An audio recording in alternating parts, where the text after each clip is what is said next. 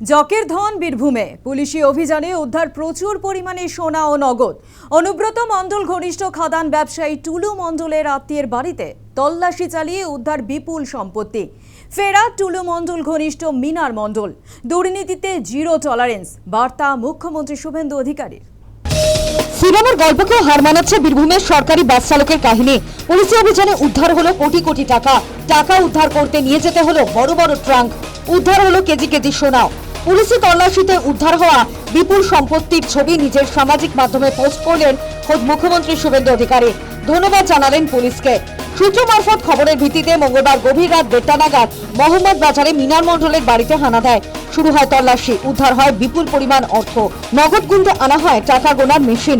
বাজেয়াপ্ত হওয়া টাকা উদ্ধারে আনা হয় ট্রাঙ্কও। বুধবার বিকেল পর্যন্ত মিনার বাড়ি থেকে অন্তত 15 কেজি সোনা ও নগদ 20 কোটি টাকা মিলেছে সোনার বার, সোনার বিস্কুট। বীরভূম জেলা পুলিশের তৎপরতায় বিশাল সাফল্য পেল। কোটি কোটি টাকা উদ্ধার হলো দেউচা পাচামি এলাকা থেকে।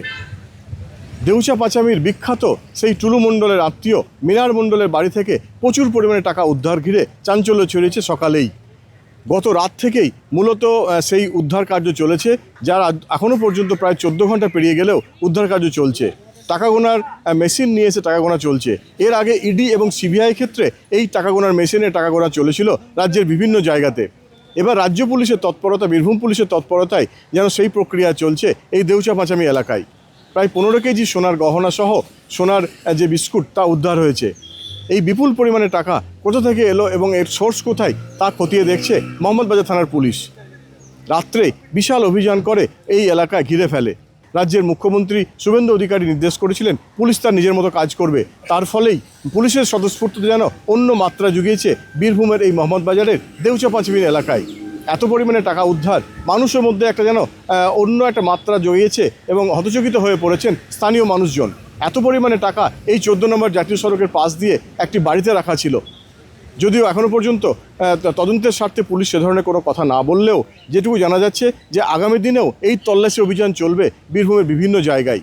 পেশায় সরকারি বাসের চালক ছিলেন মিনার। সরকারি বাসের চালক থেকে কিভাবে ধনকুবের এমন প্রশ্ন উঠছে।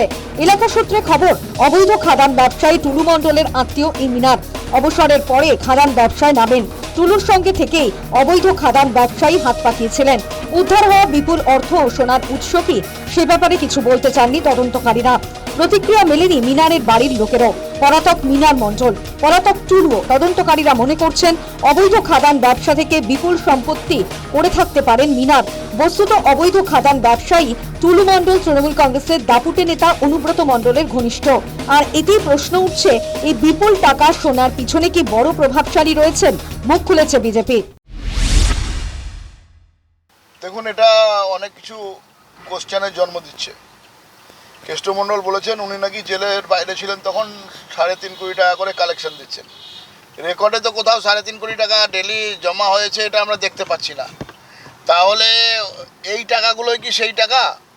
আমরা স্বাভাবিকভাবে জানতে চাইছি, বীরভূমের মানুষ, পশ্চিমবাংলার মানুষ জানতে চাইছে।